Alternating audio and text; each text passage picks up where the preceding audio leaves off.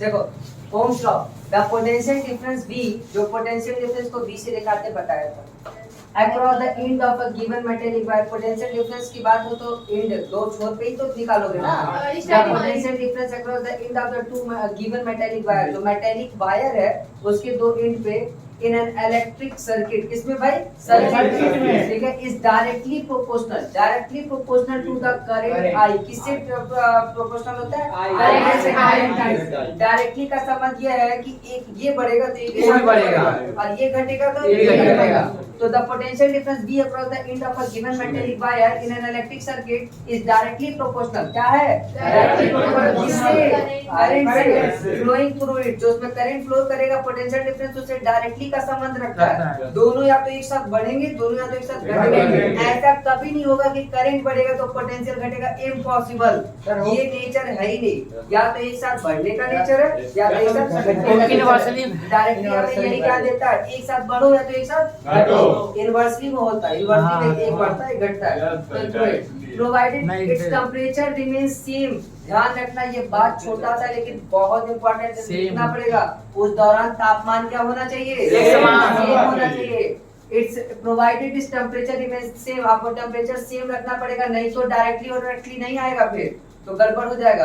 Directly तब आएगा जब टेम्परेचर क्या रहेगा? सेम रहेगा। तो बस सिंपल सी बात, ये लॉ हमें इसना बताया कि V is directly proportional to I। Potential difference किसके प्रोपोर्शनल है? करंट के। V is directly proportional to I।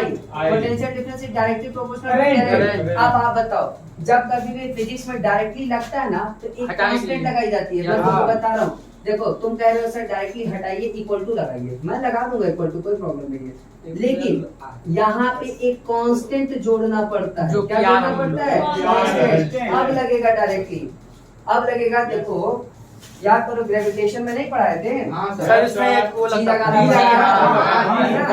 तो उसी प्रकार से पढ़ा चाहिए। उसी प्रकार से बच्चों तुम डायरेक्टली की जगह इक्वल टू लगा तो कांस्टेंट लिखना पड़ेगा। और तुमको बिलीव नहीं करोगे, यही कांस्टेंट आगे चल के क्या बन गया? देखो ये यहाँ से तुम ये समझ लेना, लिख लेना ये छोटा सा भी बना के। अब ये कांस्टेंट यही रह गया, I कहाँ आ गया? ये देखो एक स्टेप में इधर ये शायद छूटा हुआ था, एक स्टेप। अब यहाँ से ये स्टेप समझ में आ रहा होगा। देखो कांस्टेंट ही छोड़ो, I को कहाँ भेज दो? यही कांस्टेंट एक्चुअली में क्या था?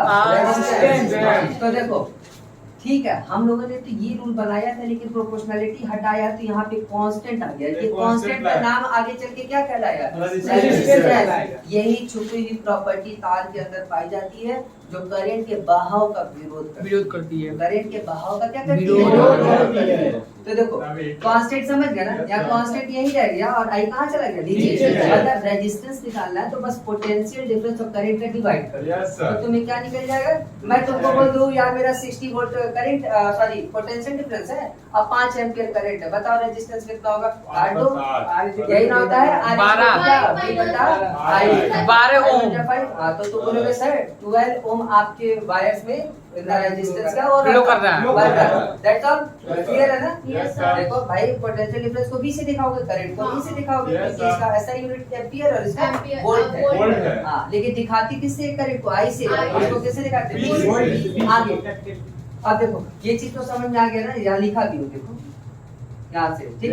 और इसी कांस्टेंट को बाद में क्या बोला गया? R बोला गया, ठीक। और इससे तो एक फार्मूला बन जाएगा, पोटेंशियल इक्वल टू I। देखो क्रॉस मल्टीप्लाई, अरे देखो ना क्रॉस मल्टीप्लाई, मतलब सिंपली बस ये डाल दो, एक डिब्बे में डाल दो, यही फार्मूला है। V इक्वल टू IR एक दो, और अब रेजिस्टेंस यही छोड़ो, I को कहां पे दो? नीचे। ये दूसरा formula.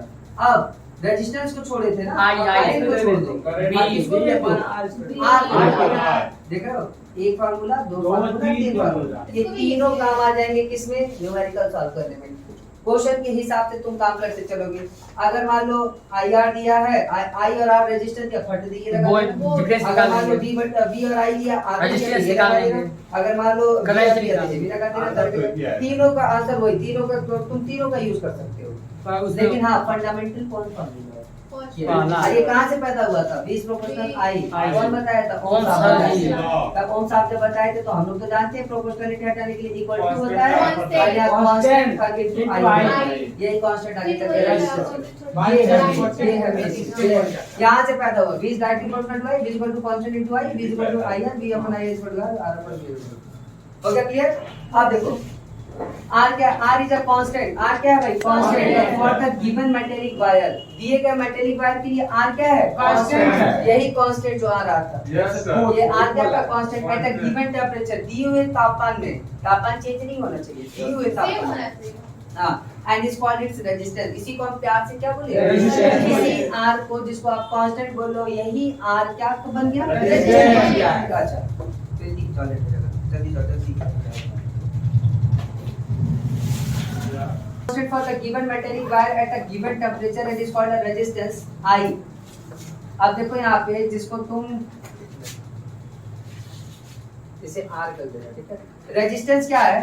Resistance is the property. क्या है ये? एक property है ऑफ अ कंडक्टर कंडक्टर। का। कंडक्टर की रेजिस्टेंस एक प्रॉपर्टी है जो क्या करती है? रेजिस्ट। Resist रेजिस्ट मतलब करती है रोकती है किसके फ्लो को? Charges। Charges through it. To resist the flow of charges through it. Flow of charges हाँ, कर दे। करंट होता है। Yes। तो कोई पूछे रेजिस्टेंस क्या है? तो resistance is the property of a conductor या Conductor। Wire Wire। Which resist the flow of charge. Charge। क्या? Resistance is the property. Resistance एक ऐसी प्रॉपर्टी है, विशेषता है किसकी? Wire Wire। कंडक्टर की व्हिच रेजिस्ट, जो रेजिस्ट मतलब रोकना, resist the flow of Charge। Charge या flow of current. Current। Current या चार्जेस वही चीज है ना, फ्लोइंग ऑफ